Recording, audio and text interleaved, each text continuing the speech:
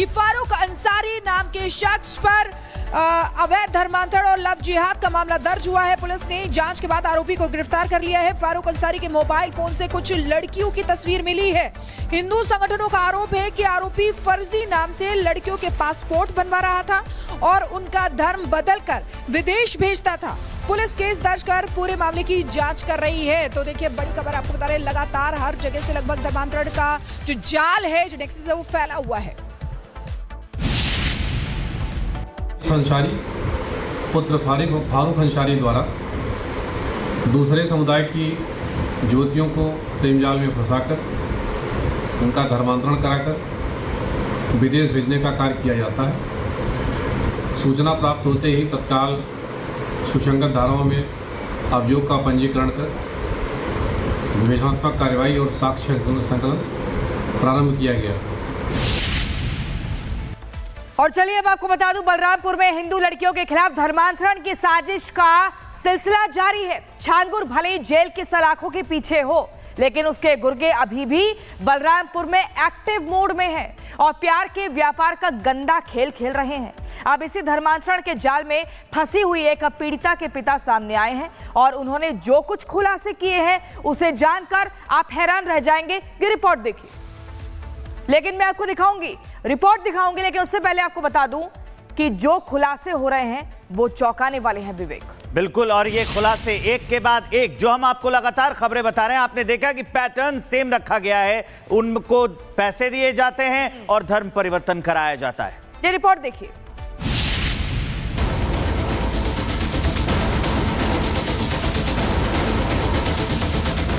बलरामपुर में धर्मांतरण रैकेट का मास्टरमाइंड छांगुर भले जेल में बंद हो, लेकिन उसकी सोच आजाद घूम रही है। बलरामपुर की एक ब्राह्मण बेटी, जिसका कसूर सिर्फ इतना था कि वो हिंदू थी, नाबालिग नहीं लेकिन मासूम थी, तभी छांगुर के गुर्गे के बिछाए जाल में फंस गई। नासिर ने प्यार का व्यापार किया और बेटी के सपनों का संहार कर दिया।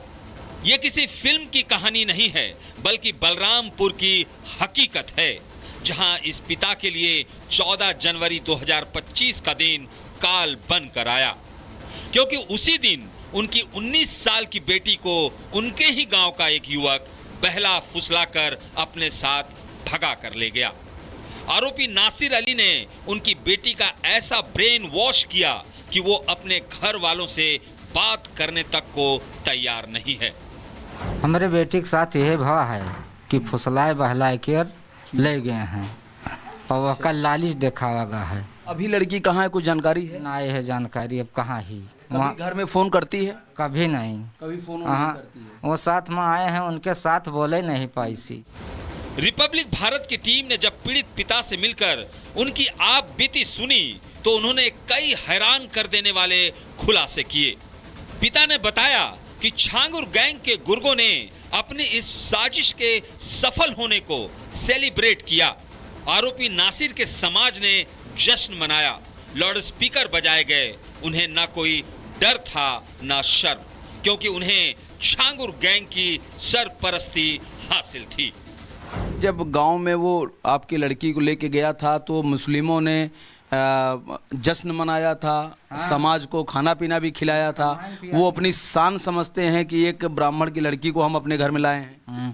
हमारे सामने पहिया हरन का मुंह घुमाई देनी और एक दिन इधर उत्तर से लाग रहा, लाउड स्पीकर भी बजाए। लाउड स्पीकर उत्तर से लाग रहा, इधर साउंड और लाउड स्पीकर सब इधर तरफ से लाग रहा।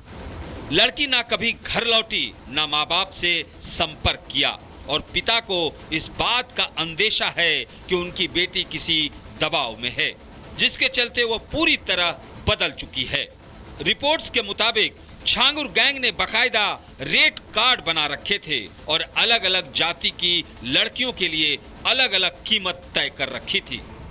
हमें लागत है कि लालिच दिखावा गा है, या रुपया पैसा का या धमकी से, कि जो ना जाबो तो तोहरे बाप महतारी मारा जाई या तुमका मारा जाई, और चलबो जो बयान देबो तो तुम्हें रुपया मिली। अच्छा, हाँ, कहीं लालच और दबाव दोनों दिया गया। दोनों दिया गया है, तब वो गई। अब घर नहीं आ पा रही है। पागल नहीं रही, वो बहुत समझदार रही। अब पिता की आंखों में आंसू है और दिल में ये सवाल कि आखिर कब तक छांगुर गैंग के गुर्गे आजाद घूमते रहेंगे। हिंदू बेटियों को कब तक निशाना बनाया जाएगा और उनकी बेटी अब कहां और किस हालत में है। अब सवाल सिर्फ एक बेटी का नहीं बल्कि उन सभी बेटियों का है जो लव जिहाद के नाम पर लापता हो रही हैं। और आखिर कब तक हिंदू बेटियों का ब्रेन वॉश करके प्यार की आड़ में उनका व्यापार किया जाएगा। Bureau report, Republic Bharat. तो ये एक विस्तारित रिपोर्ट हमने आपको दिखा दी। अब सीधा हमारे सहयोगी राघवेंद्र के पास आपको लिए चलते हैं। राघवेंद्र, रोज नए नए खुलासे हो रहे हैं। अभी एक और खुलासा हुआ जिसमें हमने आपकी रिपोर्ट भी दिखाई, जिसमें बताया जा रहा है कि या तो पैसे देकर नहीं तो जबरन दबाव बना के धर्म परिवर्तन कराया जा रहा था। बिल्कुल, देखिए बलरामपुर में अगर देखा जाए तो हर दूसरे तीसरे गांव में इस तरह की घटनाएं हैं। वाकई में ये एक बड़ा षड्यंत्र चल रहा है जिस पर सरकार को गंभीरता से कानून का पालन कराना चाहिए। कानून तो धर्मांतरण का उत्तर प्रदेश में बन चुका है लेकिन उसका खौफ नहीं है। आप सोचिए कि एक ही गांव में एक परिवार ब्राह्मण का रहता है, एक मुसलमान उसकी युवती को, उसकी बेटी को लेकर भाग जाता है और खुलेआम वो लोग जश्न मनाते हैं। सोचिए कि वो पिता, वो परिवार, वो उसका भाई, वो कैसे उस गांव में रहते होंगे, किस सम्मान, यानी आपने उसको जिंदा मौत के हवाले कर दिया।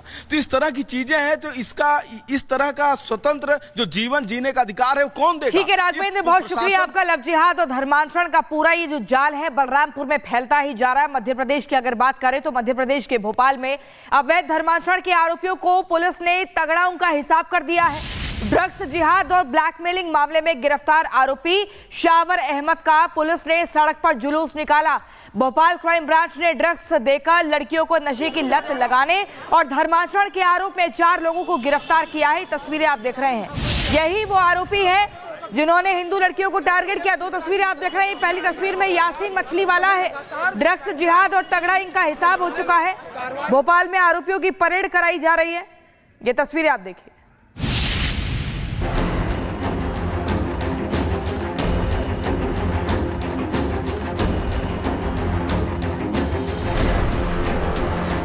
ये वो शातिर अपराधी है जो नशे के जरिए हिंदू लड़कियों को टारगेट करता था और फिर लड़कियों का शोषण, ब्लैकमेलिंग और धर्मांतरण करवाता था।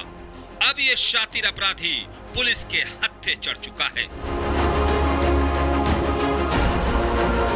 मध्य प्रदेश में ड्रग्स का धंधा धड़ेले से चल रहा था। पुलिस की नाक के नीचे चल रहे इस धंधे के पीछे धर्मांतरण का खेल फल फूल रहा था, जिसमें सीधे तौर पर पुलिस की मिली भगत बताई जा रही है। दरअसल जो खुलासा हुआ है उससे साफ है कि निजी कॉलेज से शुरू हुआ धर्मांतरण का खेल नाइट क्लब, डिस्को और पब तक फैला हुआ था, जिसमें सीधे सीधे हिंदू लड़कियों को टारगेट किया जा रहा था। कम्युनल जेंडर क्राइम है और ड्रग्स देना इनके मॉडस ऑपरेंडाई का एक भाग है। जिस सोहेल के, जो यासीन का चाचा है, पुलिस वालों से बहुत गहरे संबंध हैं। ऐसे पुलिस वालों के यहाँ पे सक्रिय रहते मुझे अभी भी संदेह है कि जांच ठीक से हो पाएगी। जांच से पता चला है कि ये लोग मुंबई से ड्रग्स लाकर भोपाल के युवाओं और कॉलेज की छात्राओं को बेचते थे। लड़कियों को ड्रग्स की लत लगाकर उन्हें पहले अपने बस में करते थे और फिर यौन शोषण किया करते थे। अपराध में कोई भी लिप्त होगा, किसी धारा में होगा, जिस भी एंगल पे आएगा, बिल्कुल सख्त कार्रवाई होगी। जो पीड़ित हुआ है उसके साथ तो घटना, उसकी जानकारी होगी, वो स्वयं सामने आए, उसकी निजता को, गोपनीयता को ध्यान में रखते हुए कार्रवाई किया जाएगा, उसे पर्याप्त संरक्षण और सुरक्षा दी जाएगी। छांगुर के गुर्गों की काली करतूतों का लगातार खुलासे हो रहे हैं और वो पकड़े भी जा रहे हैं। लेकिन जैसे जैसे पुलिस की जांच बढ़ रही है, चौंकाने वाले खुलासे हो रहे हैं। धर्मांतरण का नेटवर्क कितना बड़ा है ये तो समय के साथ पता चलेगा, लेकिन सवाल यही है कि देश में आखिर कितने भेड़िए हैं जो प्यार, मोहब्बत या दोस्ती के जाल में फांसकर हिंदू लड़कियों को जबरन धर्मांतरण करवा रहे हैं। Bureau report, Republic.